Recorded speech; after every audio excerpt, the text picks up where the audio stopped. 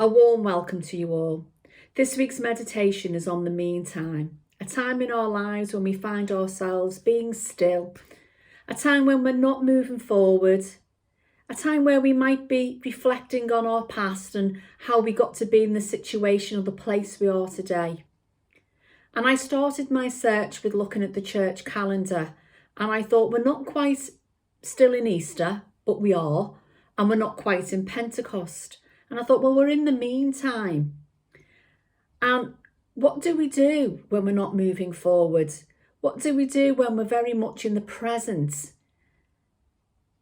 And for some of us, it can be really uncomfortable. So let me read Psalm 136 to you, some of it anyway.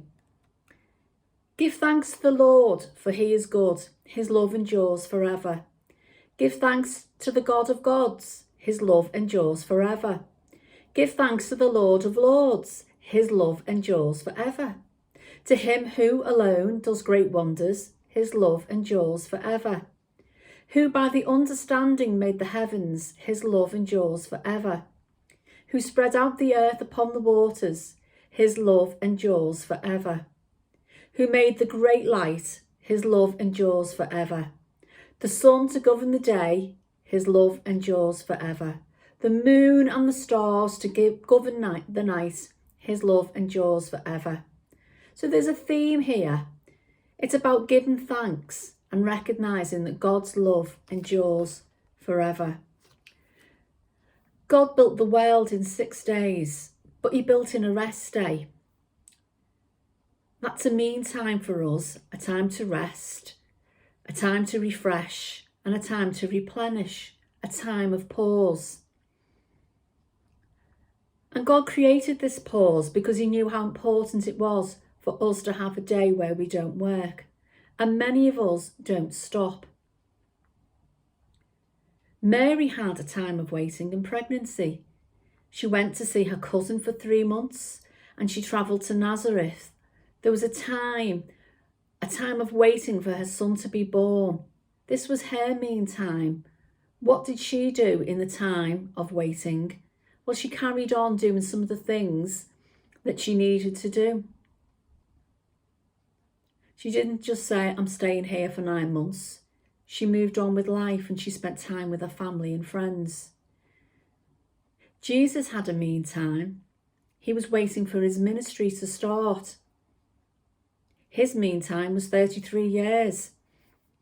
It was a long time, but God was preparing him for the task ahead. He was a trained carpenter. He was familiar with Jewish law.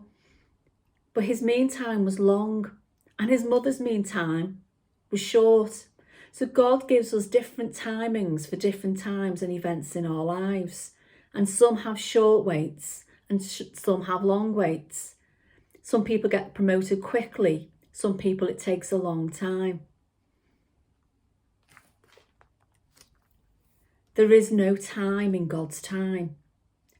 The women at the cross, they'd seen the risen Christ, but they said nothing and they was afraid.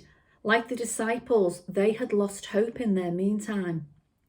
Some of the disciples had gone back to what they knew. They'd gone back to fishing.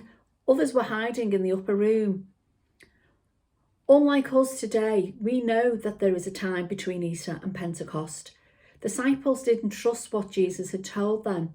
Even though during this time they'd seen Jesus do many miracles and he even appeared to a few of them. Thomas doubted until he put his fingers in Jesus' wounds. So during their meantime, they had doubt. The people who'd been very close to Jesus witnessed his miracles. They'd heard and knew of his traumatic death. But they didn't cope in their meantime until they saw Christ again. And then they did indeed have hope. But during that time, they were lost their hope, were in denial and afraid. So those who knew Jesus and lived with him, they didn't appear to be giving thanks to God in all circumstances. They were stuck in their meantime. And although some of them stayed together as friends, they were afraid. And sometimes we too can get stuck in our meantime and lose hope and not know what's next and become afraid. But Mary is a really good example. She teaches us how to be in our meantime. Yes, by visiting our friends. She got married. She needed to prepare for her baby being born. She travelled to Nazareth, got registered. She was confident her baby would come, and she gave thanks for the Lord is good. She may have had worries and anxiety, but she continued with the ordinary life, waiting for change, waiting for motherhood. God may be calling you to rest, for you to learn. You may be between jobs or even unemployed, but God knows the next step. Just like we knew Jesus would rose again, the disciples didn't. And I'm sure they gave thanks to God when they saw him again and their faith was restored. Just like Christchurch and vacancy, we trust we will have a new rector.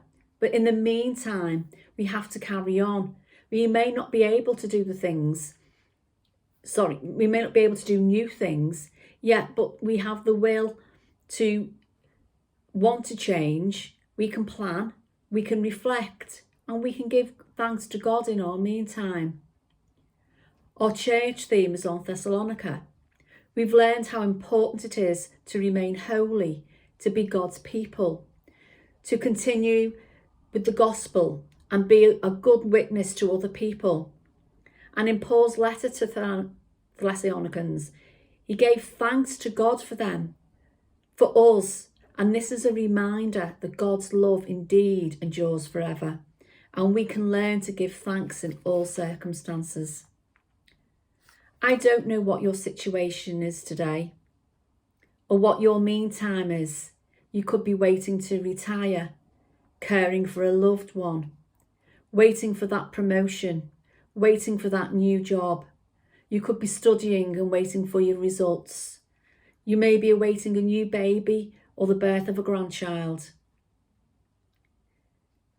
You may be starting your exams. You may be waiting for medical tests and results. You may even be grieving. You may be depressed or anxious, or just feel lost, alone, and don't know what to do next, unhappy with your situation and not knowing what to do. But one thing for sure is the psalmist teaches us, give thanks to God, for his love endures forever. He created our world. All our situations are in the palm of his hand. 1 minute is his hour. 1 week could be his month. And 1 month could be his year. Who can fathom the mysteries of God and his timings? As surely as God died on the cross, our sins were forgiven. We have the blessed assurance that Christ rose again and ascended to heaven. So unlike the apostles, we don't need to hide, to be afraid, or go back to old habits, for we surely know Christ did indeed come back. God's love endures forever. So give thanks in your meantime, learn and grow. Be ready for when your time comes, because it will be in God's time, not our time. God bless you all and have a blessed week. Goodbye.